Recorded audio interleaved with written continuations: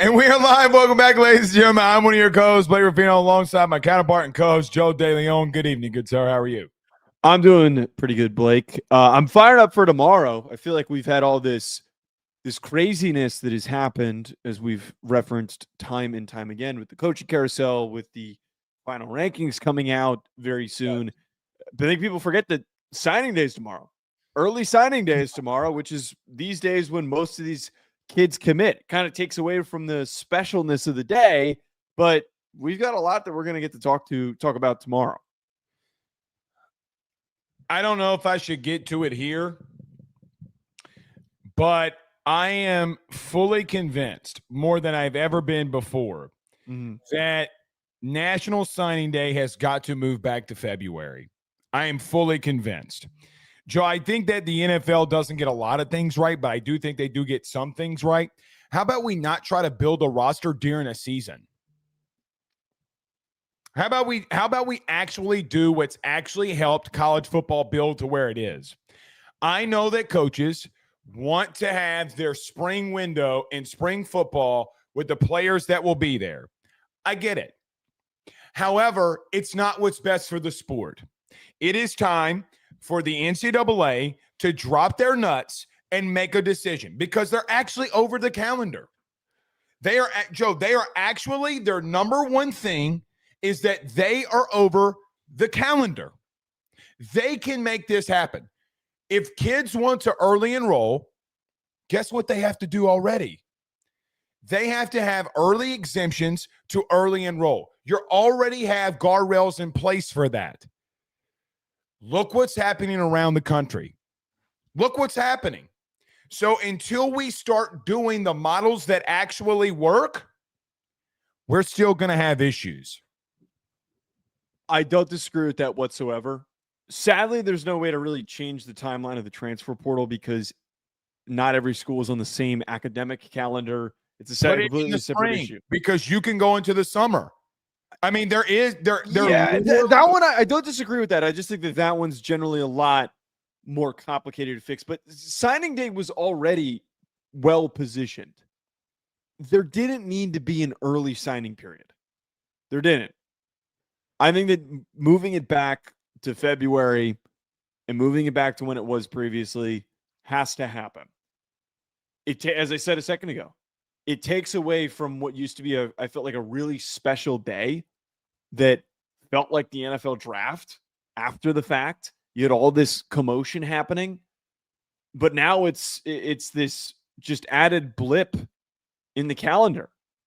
And I think that we need to go back to a timeline of at least taking one thing out of the mess that is the month of December. So I agree with you. The signing day is so stupidly poorly lined up. It's impossible. It's impossible for this to work. You can't have the hiring cycle happen where teams are rushing to get their shit done by this Wednesday. And then, they got to figure out what they're doing with their upcoming class in a couple of days. Well, you know what the lower school's problem with that was, don't you? What? Well, when kids flip in February, we're left and we're just sitting there with our, with our what in our hands, and we don't have anything to do. What's interesting? Well, who are the same teams that constantly are in the top 10 in recruiting rankings? Did they change? No.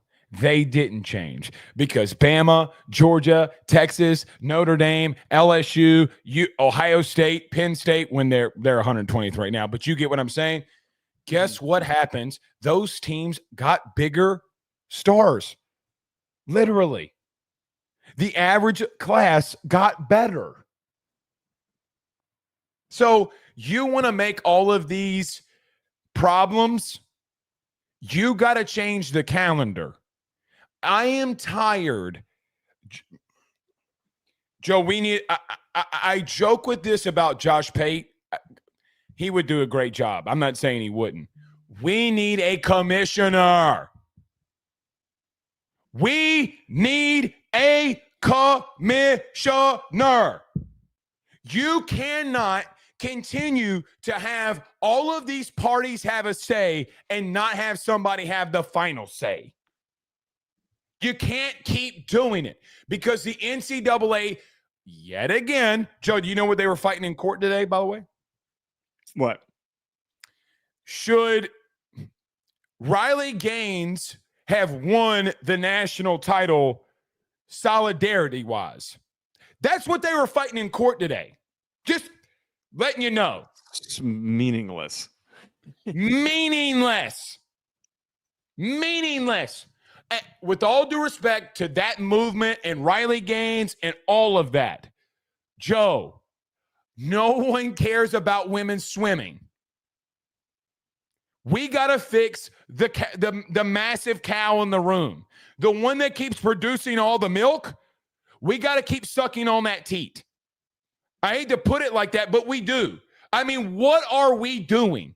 We got to have somebody that runs it. And no, not Tony Petitti. Oh, obviously not Petitti. I don't disagree with you. I think that obviously somebody has to be the central leader, but I think that we're decades away from for how slow this sport has operated and moved in order to make changes. We're 30 years away from having a college football commissioner. Joe, they've made changes every year. Name a year that they have not made massive changes. But what it took in order for us to get this point where there's been more. Wait, hold on. There has not been a change as massive as having a singular leader for college football. That would require a unanimous decision in order to. You mean like the federal government did with the College Football Commission? Blake, that took multiple years. That took like 4 or 5 years in the making. It literally took them a week to announce it. No. Yeah, but, wait, no, but the Blake, I was following. Wait, no, but Blake, that to put together that entire thing took years. No, that didn't happen in a week. Win in court. You already have the O'Bannon case that gives you the leverage to do it. That's what the College Football Commission is for. But the concept of the College Football Commission wasn't a thing. Joe, did you see the SCORE Act? It's a big deal right now. The SCORE Act, teams aren't signing it. Once they sign it, they're binding to one contract that everybody abides by. I don't, Blake. I don't know why we're arguing over this, Blake. I don't know. We've watched this happen in the sport. Shit doesn't happen quickly at all.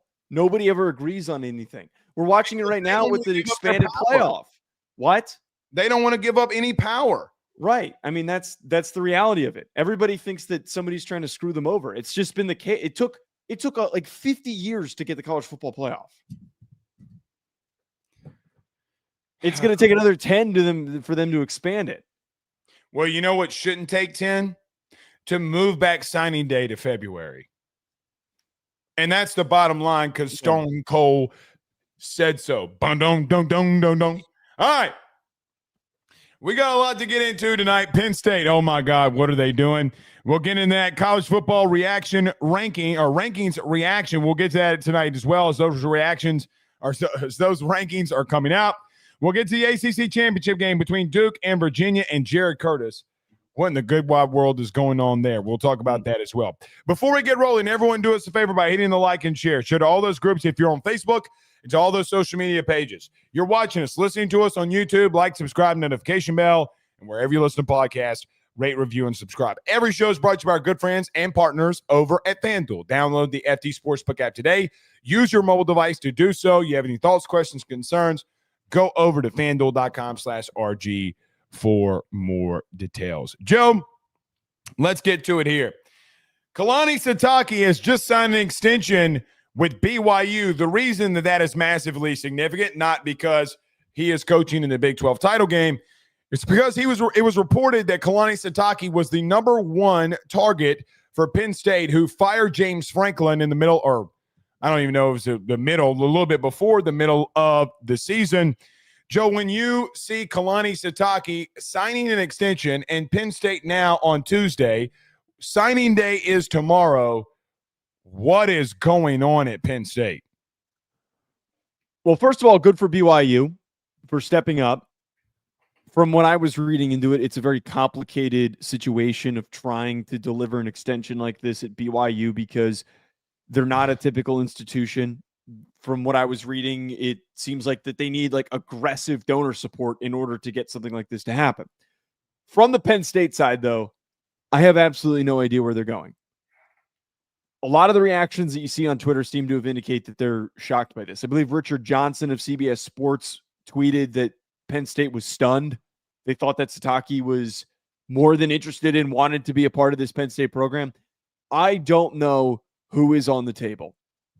I think that all of the top candidates are gone. I think that they put all their eggs in a basket of a guy that was never going to leave when they should have been more aggressive about going after Chesney. Chesney apparently really wanted that job, and he's from Pennsylvania, would have been a perfect fit. I don't know who they turn to. The next best two names that I can think of are Dan Mullen, who would be a solid hire but not a home run, or if they went with something like Willie Fritz from Houston. Neither of those are good options. And quite frankly, if that's who you have to turn to, that is quite embarrassing that you fired your head coach thinking that you'd be able to throw around tremendous weight. And you very clearly were not able to accomplish that. I feel like Penn State, it has been proven that they thought that they were much bigger than they actually were. And right now, until they pull something crazy off, maybe they go and grab Lincoln Riley, if that doesn't come to fruition, this is going to be a pretty embarrassing process. Well, it sounds like Lincoln Riley's also out. Yeah. There's a couple of things here. Number one, Joe, everybody kept saying this week to John Summerall, to Alex Golish, to Lane Kiffin, that the grass isn't always greener on the other side. Why isn't everybody pointing at Penn State saying when you fired a coach that got to the Final Four, yeah, you had a bad season, but shouldn't you have given him another one? He just got you to the Final Four. Their decision to fire James Franklin, by the way, they're 120th in the country in recruiting rankings. James Franklin completely obliterated their recruiting. They haven't made a decision on Terry Smith. There was some push from Terry Smith to be the not only interim, but be the head coach. I'm starting to think firing James Franklin was a massive mistake because you didn't have a plan. And if you did have a plan, you missed on the plan. Now, it was reported that they tried to get in the Lane Kiffin sweepstakes. Lane Kiffin went to the podium yesterday and said that there was 4 teams that were trying to get my services, and one of those teams he didn't even talk to. It's being reported, not by me, but it's being reported that that 4th team was Penn State outside of Ole Miss, Florida, and LSU. Joe, they screwed up. I mean, we knew that there was probably going to be a situation where they needed to move on from James Franklin. But for this, Joe, they're going to go into signing day tomorrow without a head coach. They're going into signing day without a head coach. This is a full-blown rebuild. When the whole thing with Joe Paterno went down and all the scandal came out, Joe, they had less decommitments then than they do right now. You want to know where you are? You want to know where you are? You are at rock bottom. You are at rock bottom. You have literally, if you're Pat Kraft, you have to be looked at and kind of be like, dang, buddy, you royally messed this one up. If I am a Penn State fan, which I am not, when I missed on everybody, I would have promoted Terry Smith. What are you waiting on? You got all the way down the list to Kalani Sitake, and you missed again. If you wanted to hire Terry Smith, put him on a small deal. You just had to pay $9 million because of a negotiation with James Franklin. You got off scot-free. Ask LSU if they want to pay Brian Kelly $9 million. By the way, on the 15th, they owe him $10 million. What deal do you think that they would want to take? You are not a serious program. You're not being run like a serious program right now. And I got to ask you a question. Mm-hmm. If Pat Kraft is doing all this and it's going this bad, what was he doing behind the scenes to hinder James Franklin? That's an interesting point. I mean, it took him so long to get involved in NIL. So long. And then James Franklin said that they kind of had to pick and choose who they went after. Who made you pick and choose? Who made you pick and choose? Joe, I'm sorry here, but I just got to be real with you. I think Pat Kraft should resign today. I think he should resign today. This is outrageous. When you got to Monday and you did not have a head coach and you were still in talks with Kalani Sitake and you got into today and it didn't happen, you should have known. You don't have a head coach. So when you walk out to the podium tomorrow during signing day, is it going to be interim Terry Smith? Joe, every coach in the country does a recruiting breakdown. They can't even have one. They don't have a head coach. This has been completely mismanaged, and this is a full-blown rebuild. You want the grass to be greener on the other side. You thought we are Penn State. James Franklin sitting on his recliner smoking a cigar and laughing his ass off. Franklin is absolutely the winner in this situation, and I don't want to hear anyone say otherwise, because for him to have landed at a school that would be proud and happy to win the way that he did at Penn State, and it's accomplishable for him to do that at Virginia Tech, to then steal away all of the top recruits because they were more bought in on Franklin than they were in on the university, makes you look awfully silly.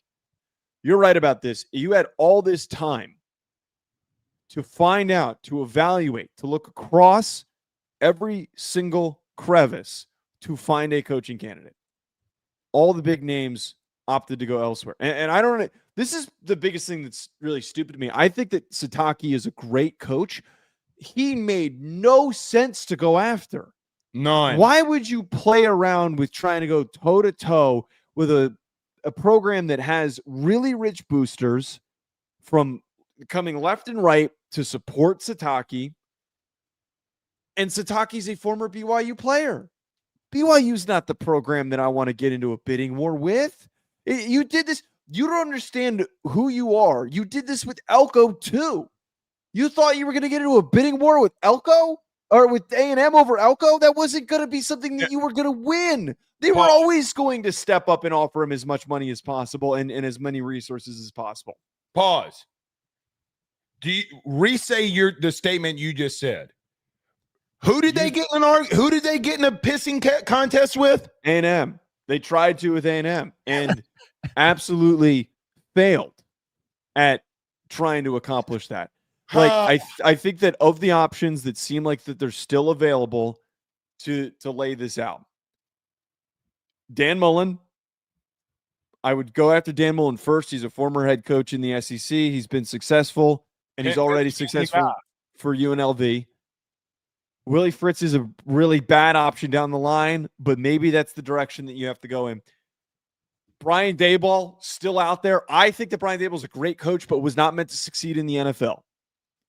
And then lastly, you mentioned Terry Smith. That might be your best option. Give him a one-year deal. Say, hey, Terry, look, you know that you weren't our number one option. You know that you want this job. We know that you finished the season strong. If you can just give us 1 year and things go well, you get the long-term extension. If this thing falls flat and we don't like the direction, we're going to move on. It's like Zach Arnett. Treat it like the Zach Arnett situation. And look where Mississippi State was. They pulled a guy that arguably would have been up for bigger jobs in the near future when they got Levy. And they went and grabbed a really, really good candidate when they pulled him away. So that has to be the approach of just, you failed, you messed this up, self-reflect, name Terry Smith the interim for the upcoming year, kind of like Stanford did with Frank Reich, and just be patient. Unless there's something crazy that's about to happen, but it does not sound like that's the case. This isn't even rumor cheat. You got Thamel reporting it. I don't if they pull something off massive,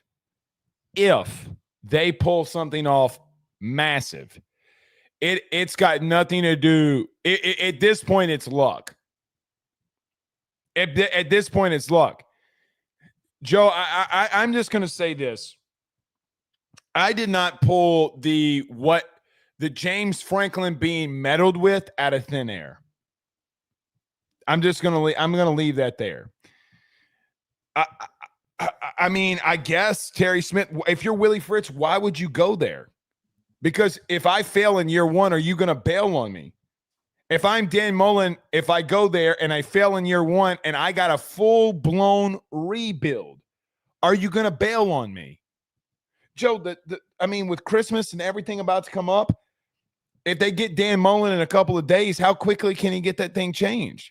And I don't think Dan Mullen, the way that it sounds, listening to him yesterday, talking about, hey, man, we just got to 10 wins. I'm not going anywhere. There's a lot of money being invested here at UNLV. It sounds like he was, when his name got brought back up again, he goes, I'm not going there.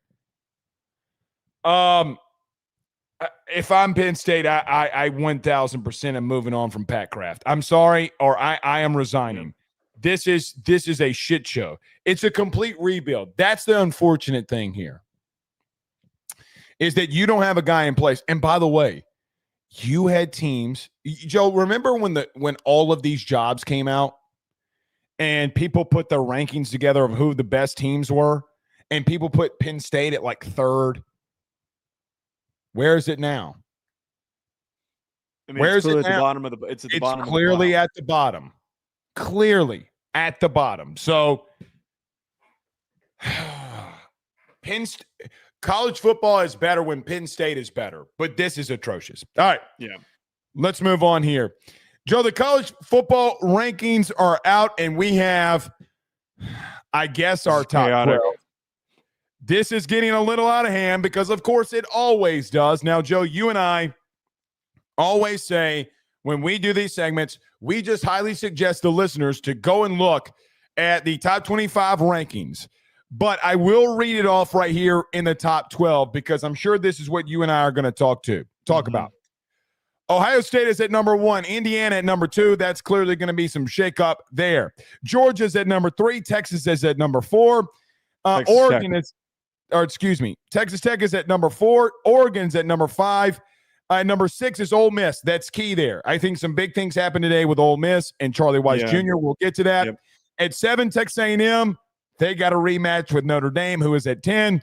And then in 8 and 9, you have Oklahoma and Alabama. If this stays the same, that will also rematch here. Joe, at 11 and 12, you have conference champion number 4 and then conference champion number 5 at 12. So one of the G5 teams we know for a fact is going to get in. And we might have 2 G5 teams that might get into the playoff here because if Duke wins, they are not getting into the playoff. Joe, how do you react to this college football playoff ranking reaction presented by our good friends over at FanDuel? Okay, I'm going to fire off a couple of things because I know that we're going to get stuck on the very obvious Notre Dame Miami one. Georgia being at number 3 is extremely intriguing. I think that they're moving towards a path where they end up at the number 2 seed. I think if they win the SEC championship game and Indiana loses, I think we're easily going to see Georgia move up to number 2. Yes. Ole Miss moving up, they put their foot down. They drew their line in the sand. They decided not to set a very negative precedent. We didn't really talk about this, but it would have been a really dangerous precedent if they dropped them out of the rankings entirely, and it would have been really stupid if they did it. Charlie Weiss Jr. getting to go back, good on Lane for letting him do it. I think that was commendable for everyone who called him childish. No one's talking about him allowing for Charlie Weiss Jr. to go and be the OC for this game. Nobody's talking about what that means. That was a very big thing to happen here for Ole Miss, and good on him. A&M got hosed. I think that it's quite ridiculous that A&M dropped as far as they did. Mm-hmm. Mm-hmm. Alabama gets the benefit from beating Auburn, and then now, actually, I got 2 more things. Vanderbilt got the most effed in this situation. They got completely cucked by Texas. They should have stayed where they should not have been dropped behind Texas. I know that Texas won the head-to-head. Vanderbilt has the better record, and they had a really good win against Tennessee this past weekend. But where this now finally comes to a full head, You and I have had this debate over and over again. And if you want to rehash it, fine. We'll just repeat all the same yelling points that we've had every single time that we've talked about it. The committee very clearly lined up and said, this is how this shit is going to go, by keeping Notre Dame at 10 and keeping Miami at 12. Miami has no shot of getting into the playoff unless something ridiculous happens over the next couple of weeks. This is an establishing point that they believe that Notre Dame gets in over Miami. This is the statement that they made. Regardless of if we agree with the logic or not, that is what Miami fans need to realize. The committee believes more in Notre Dame, who has improved over the course of the season, than Miami.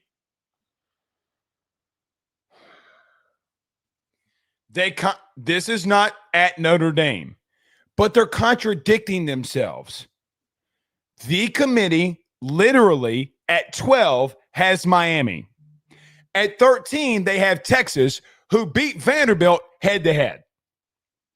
You contradicted yourself. You put a 3-loss team ahead of a Vanderbilt team who has a better record but has the head-to-head. Now, BYU being at 11 is a complete fucking joke. With all due respect, a complete joke. They need to be completely out of this thing. I don't want to hear it anymore. I am tired of it. They do not belong over Miami, Texas, Vanderbilt. They don't. They don't belong over USC. They don't. I don't want to hear about losses anymore, but you contradicted yourself. The committee said, we're going to put a 3-loss Texas team who, yeah, they lost to number 1, they lost to number 3, and they had a bad loss versus Florida. Okay, well, you put them over the Vanderbilt team who's 10-2, who they beat on the field. Why didn't you do it for Miami and Notre Dame? That's the problem that I have. Forget if we agree or not on the logic here. I agree with you on that aspect. You can't have differing logic with both of those two circumstances. It doesn't make any sense. It doesn't. By that logic, Notre Dame does not belong over Miami if you're going to do that for Texas. They don't. And I am sorry to Notre Dame fans. I get it. You got to make the games matter. You are going to force people and teams and athletic directors around the country to not schedule tough games. I don't want to hear we'll win your game. I don't want to hear it anymore because Notre Dame clearly didn't. They didn't. I don't care what week it is. I just don't care. Why would I ever care about when you go head-to-head and you have the same record? It didn't matter. Week 1 literally out here is saying it didn't matter. You talk about Notre Dame getting better. Okay, Miami got better too towards the end of the season. The last month, they also got better. You can't contradict yourself like that. It is a joke. Notre Dame has, I know you're going to be mad at this. If that is the logic that you're going to have, the number 2 criteria, number 2 is head-to-head. It doesn't say head-to-head, yeah, but if you play them in week 1. It doesn't say head-to-head, yeah, but if you play them in week 12.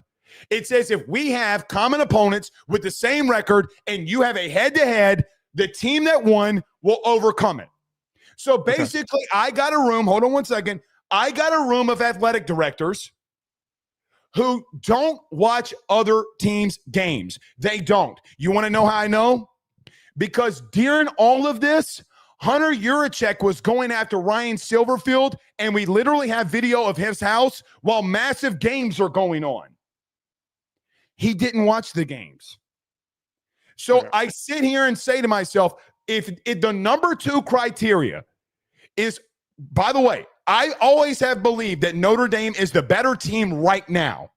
But based off the criteria and actually what happened, you can't do that. Okay. I would like to reiterate something that I said recently over the weekend. I think that ultimately this is entire thing. The team that is getting screwed over the most is Vanderbilt. Beating Tennessee this weekend and your loss to Texas was bolstered by the fact that Texas beat Texas A&M. If anyone should have justifiably leapfrogged a bunch of teams and snuck their way into the playoff mix, it should have been Vanderbilt. I am straight up going to admit that. Well, they had not the most challenging SEC schedule. They had currently, at the current moment, no wins against top 25 teams because Tennessee is no longer Vanderbilt. It had no top 25 wins because Tennessee's not ranked anymore. To have done what they did on the road against Tennessee is respectable. I think that what we saw, the way that they played in a number of games where they won handedly, confidently, Vanderbilt proved if there's any such definition of an eye test, Vanderbilt passes it. And if we want to talk about entertainment, I mean, shit, this is one of the most talked about stories in college football is Vanderbilt. They've become a team that people nationally have just paid attention to.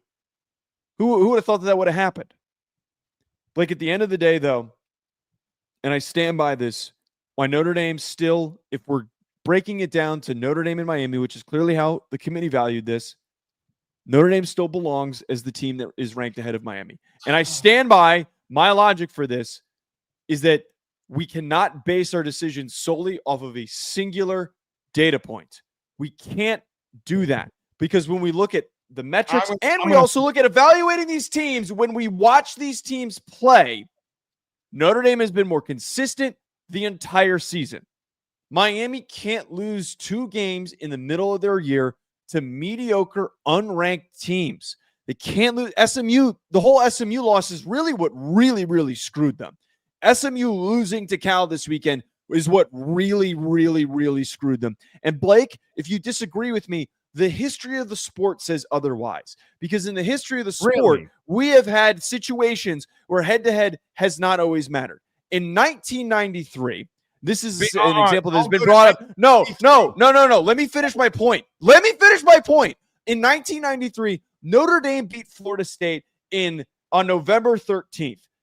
They were the number 1 team in the country. Notre Dame lost to Boston College the following week. The national champion that year was Florida State, who Notre Dame won in head-to-head. Like, we have a century's worth of context of when this has happened before. Because give me that Notre Dame. Can you let me finish what I'm saying? We have a history.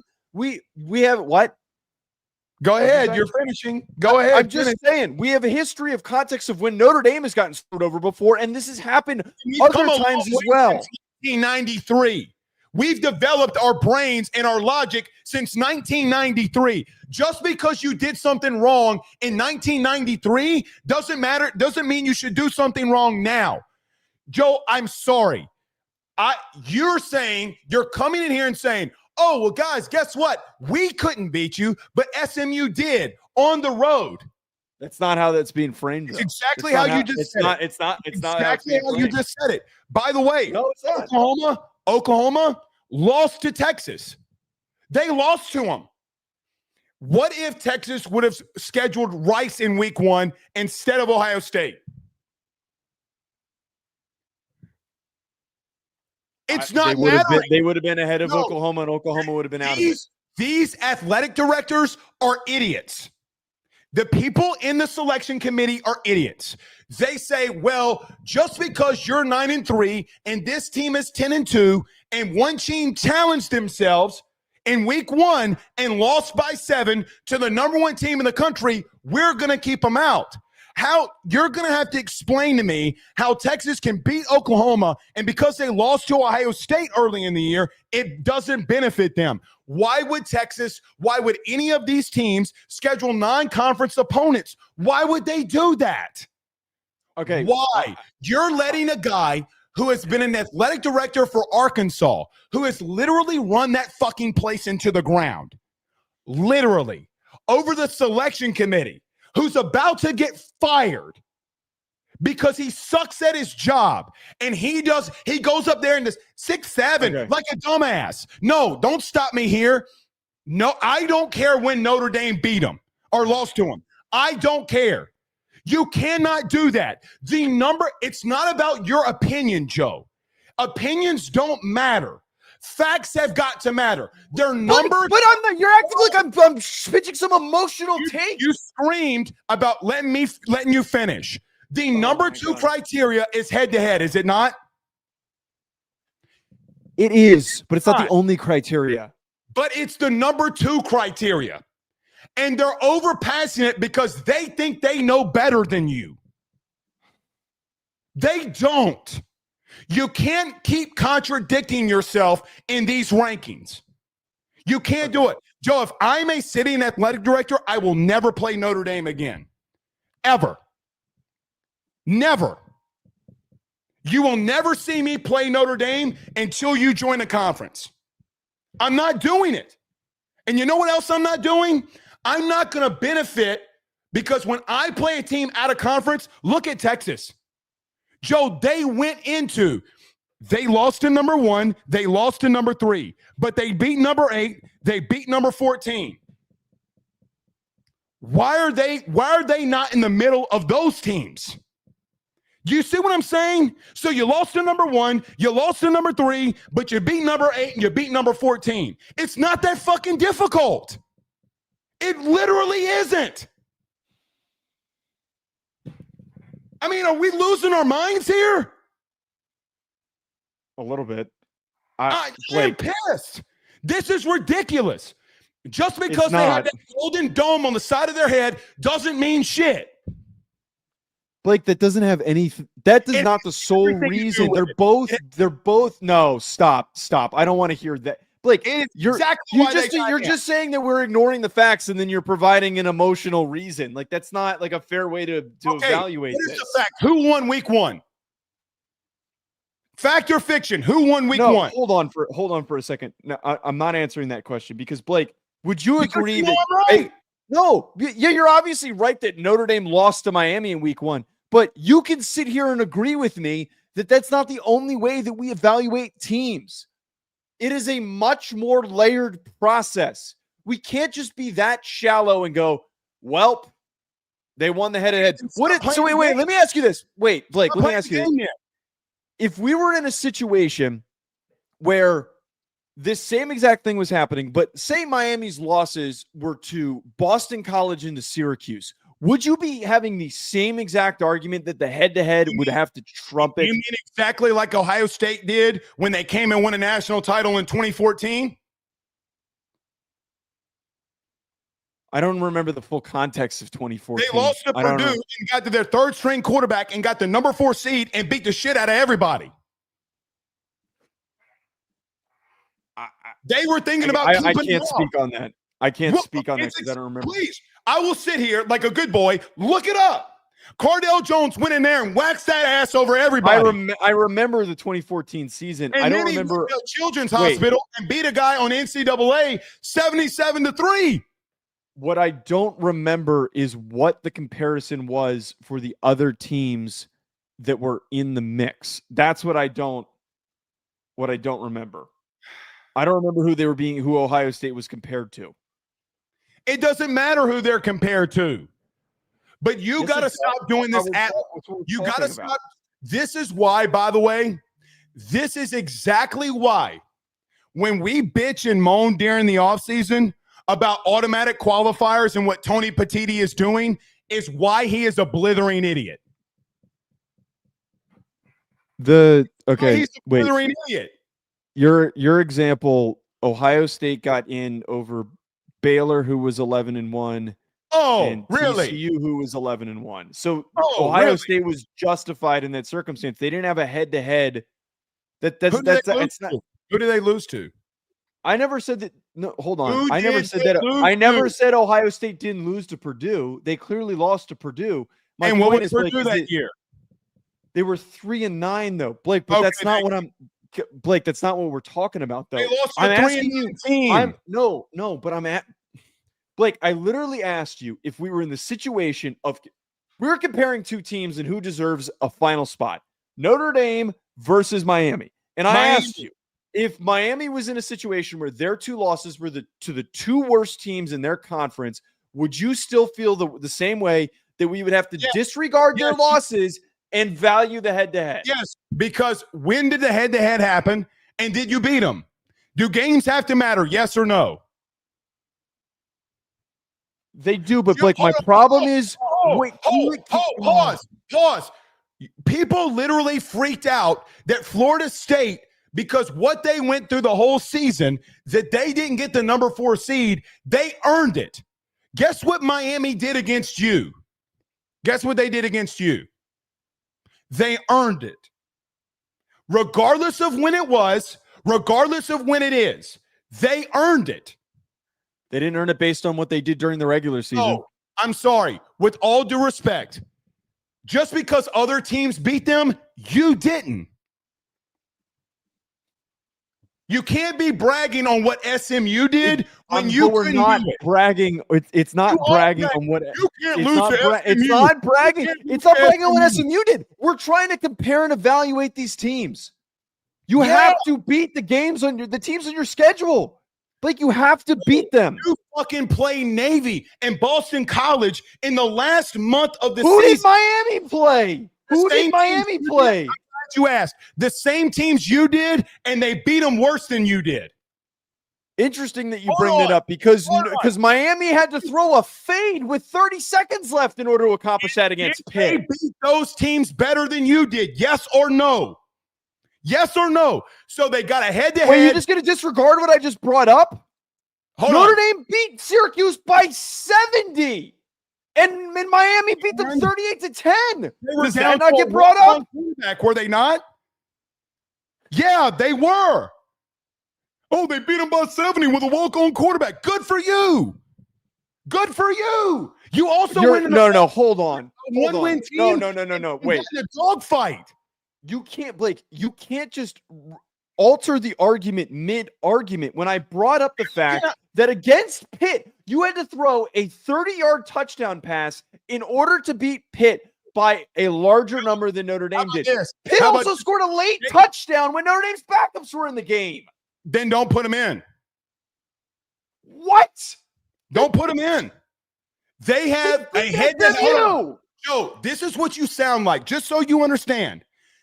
They got a head-to-head over us, and they have wins of the same opponents that we do, but by bigger. And you're saying that they don't deserve to be in because my eye test told me so, and because they threw a fade with 30 seconds left. You're disregarding the context. No, I don't sound ridiculous. You're completely disregarding the context. All the context is there, just like the Miami fans. Here's the context. Here's the context. They lined up against Miami, and they lost.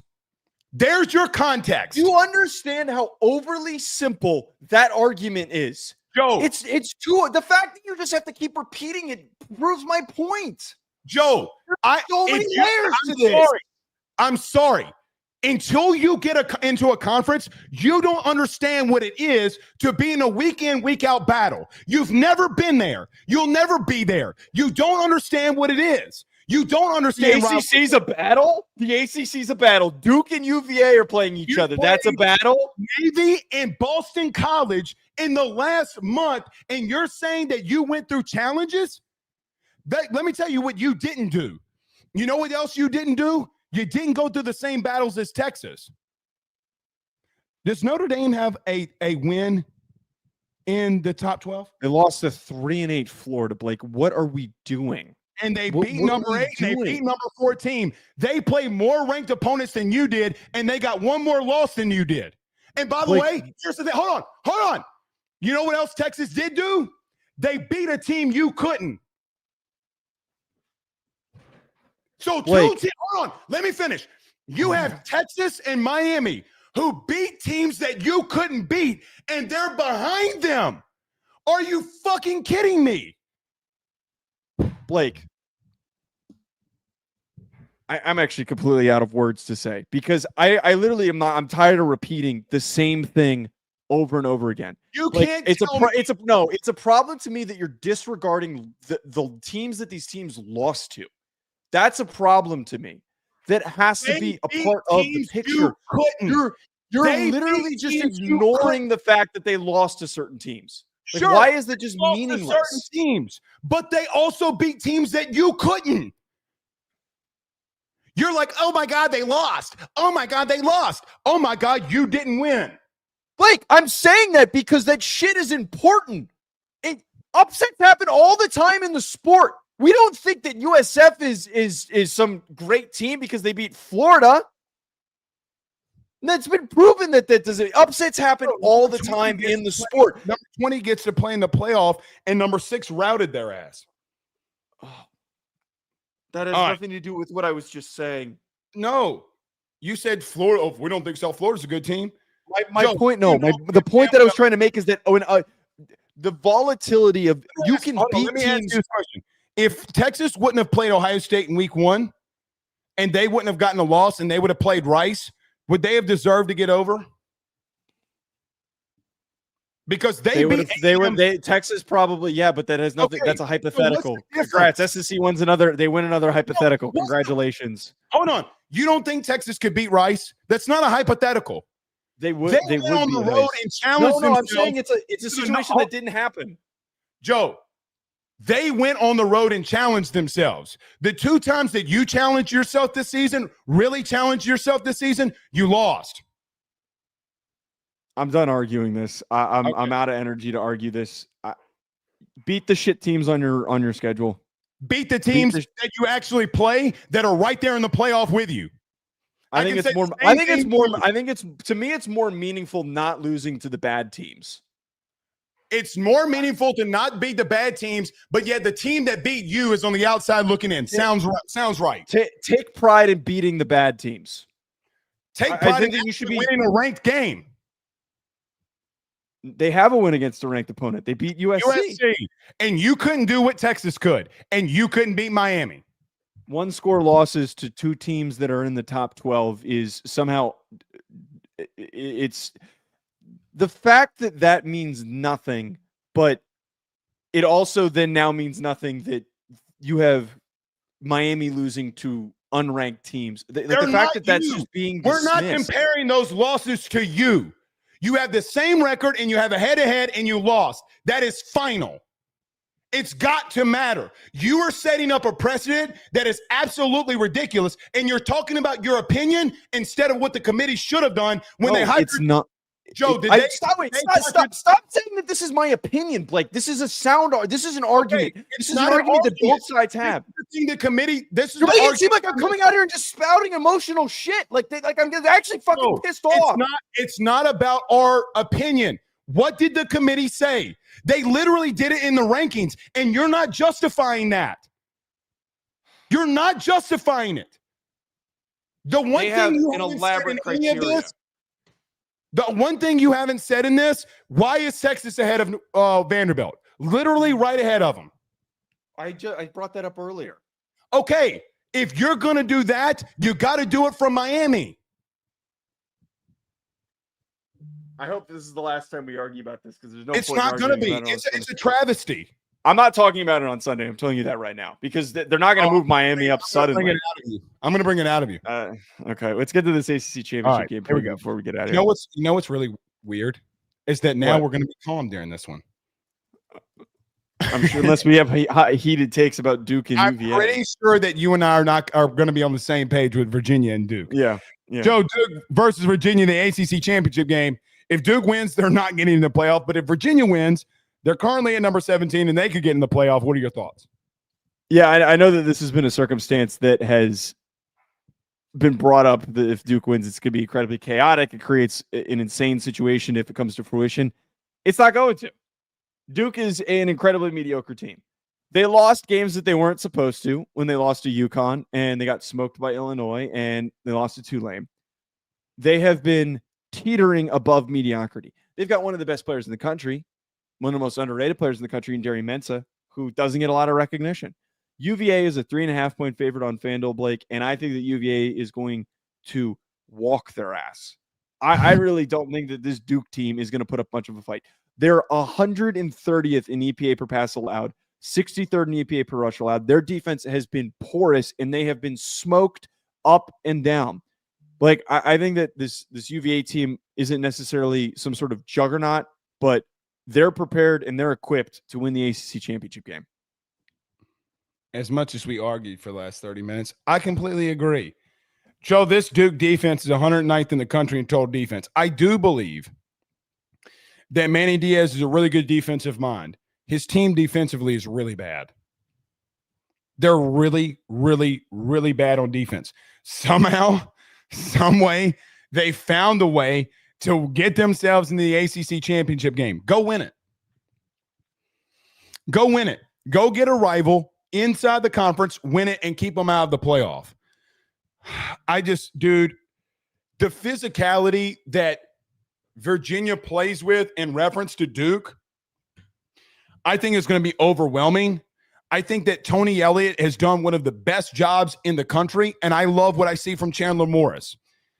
Joe, the other thing that really would bother me in this game if I'm going into this one with Duke, they're giving up 30 points per game. They are getting scored on, thrown on, run on all the time. All the time. Chandler Morris has been one of the most exciting players in the country to watch. I don't care that they're 9-3. None of that bothers me. He's fun to watch. Tony Elliott has done an exceptional job. Joe, not only do I think that they're going to beat him, I think they're going to rout him because this offensive line for Duke has not been great at all. They've not learned how to pick up stunts. Did you watch the last 3 games with Duke? Because I watched their last 3 games. Joe, they can't even pick up a stunt. I'm talking about a basic, just over stunt. I think that they are going to be able to get an immense amount of pressure, and they are going to lean on them. I'm going to take Virginia to win, and I am going to take them to cover. I just think that they are going to rout them, and they're going to find themselves in the playoffs.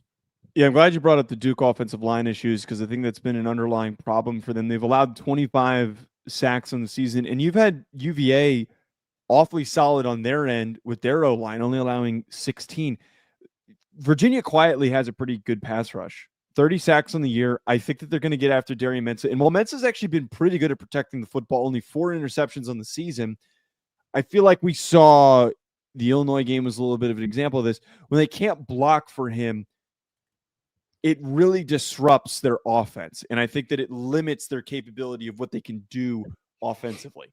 Like, this Duke squad just has problem after problem.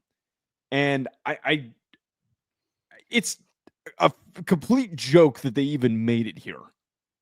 I know that I'm kind of like grandstanding on a complete different issue. It's a complete and utter joke that they made it this far. I hate this game so much, and it's for a completely different reason. I really thought Duke was capable of doing this in the preseason. I really thought that this Duke team had a squad that was capable of being what Virginia is, being 10-2 and playing really solid defense, running the ball well, and getting to the ACC championship game as a sleeper. They've got some really good players on defense. Chandler Rivers, really good DB. He's got 8 pass breakups on the year. I liked his preseason tape. Wesley Williams is a really underrated defensive lineman for them. 7.5 tackles for loss, only has 2 sacks on the year. But Blake, they got bodies. They got good football players on defense. And for some weird reason, they took such a gigantic step backward.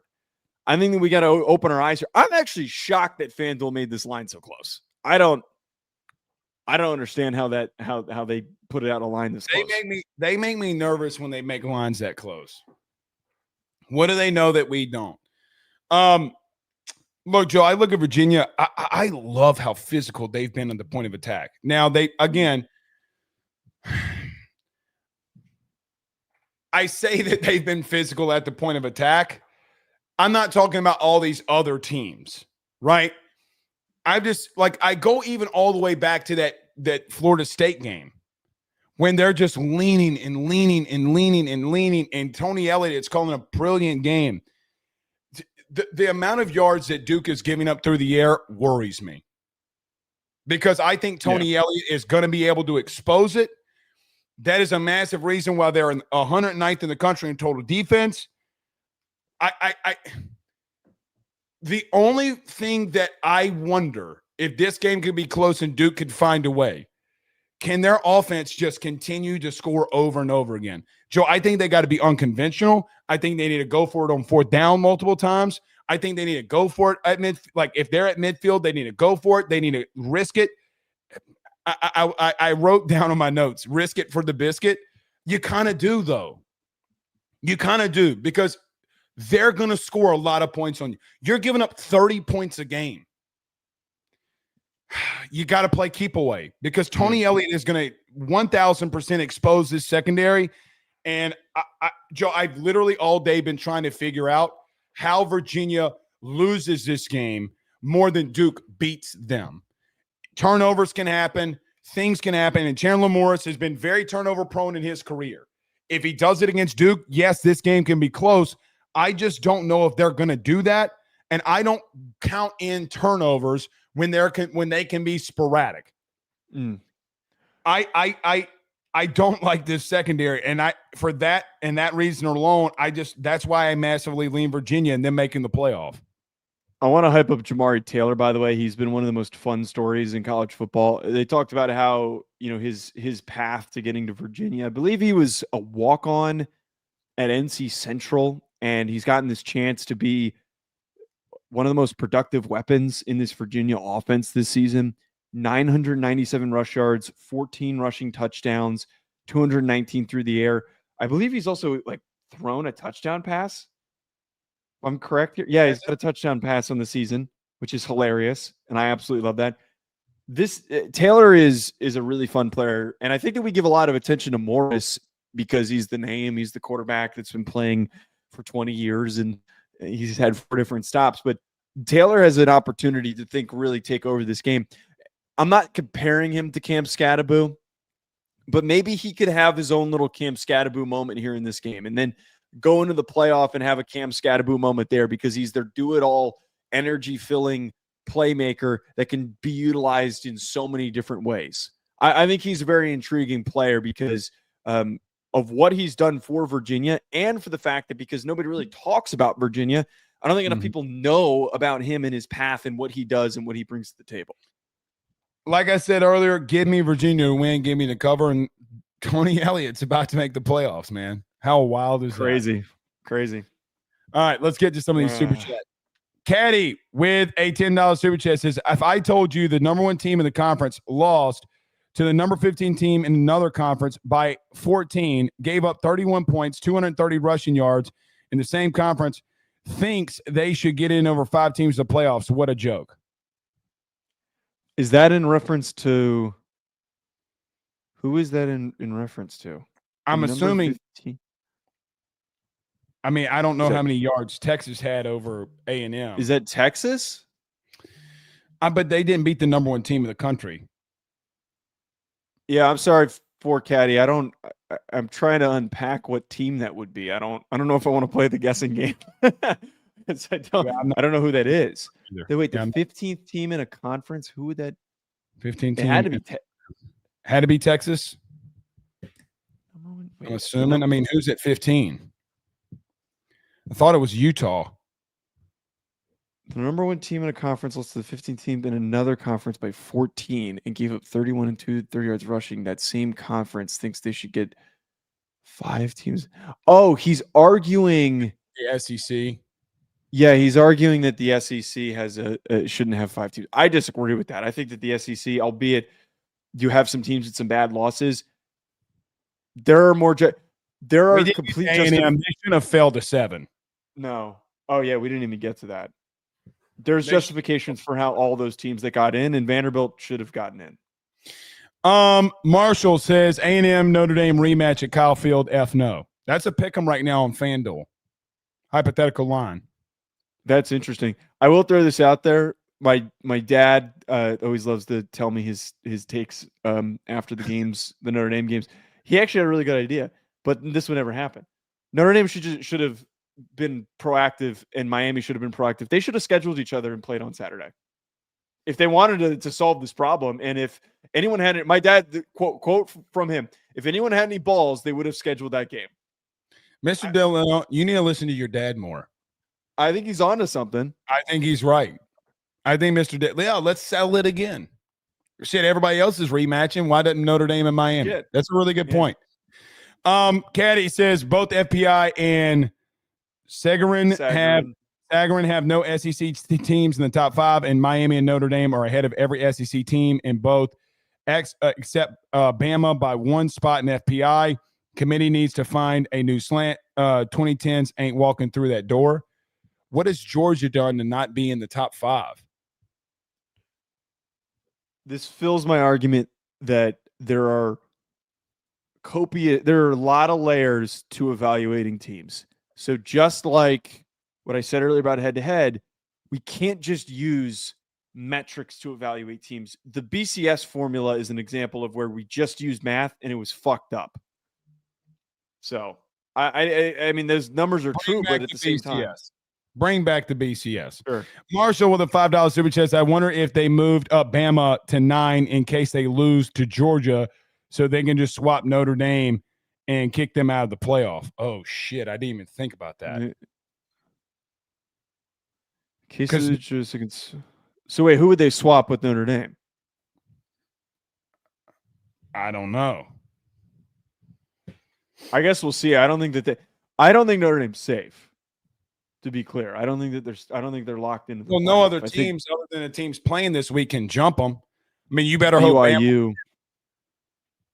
BYU could win the Big 12. Oh, let's go, Provo. I would actually have a conniption if that came to fruition. You're the biggest Texas Tech homer this week. Buck with a $2 super chat says head-to-head has to matter, Joe, but so do the L's. So you agree with me and Blake at the same time? I just think head-to-head's got to matter. I know we argue for the show. Getting into it. Milk John's mom, $5 says, let's go, guys. Go Irish. Thank you so much. Plan says Blake needs to do a solo show. You can watch it right after this, but I'm never getting rid of Joe. Yeah, you do a solo show. Yeah, I'm never getting rid of Joe. So thank you for the super chat. David says Joe's argument is eating its own tail. Cherry picks exactly what he needs to keep Notre Dame death rattle alive. I disagree with that. How am I eating my own tail when I laid out the entire picture? I look, my problem with that is that I laid out every piece of information and I didn't disregard pieces of information. If you disagree with the information that I have, that's fine, which Blake, you disagree with the information. It's a part of the debate, but I'm not fucking contradicting myself. I don't think I am. I don't think you contradicted yourself. I think there are two different arguments. I think the committee 1,000% contradicted themselves. Vandy, Texas. I mean, like that's undeniable at this point. Hurry Up Pod says, Joe, Miami's 2 losses are to 8 and 4 teams. Notre Dame's best win is a bum-ass 3-loss USC team. USC is a lot better than – okay, so that's not the right way to answer that. You're discrediting USC. They're not a bum-ass team. I think that's a bad way of putting that. I don't think they're a bum team either. Talking Stephen Hawking, who is a good member of AYS, says, I feel like I'm watching Fox News. Fox News should put us on. They should let us do a rankings reaction. They should. Put us on, man. Pay us $500,000 a year, and we'll be there every Tuesday night. Yeah. Titan with a $2 super chat says Provo should not be in the playoff. I agree. No. Take him out. Completely. All right. Joe and I will see you on today's Tuesday. Tomorrow. Signing day. Yep. We'll see y'all then. Y'all have a good night. Peace.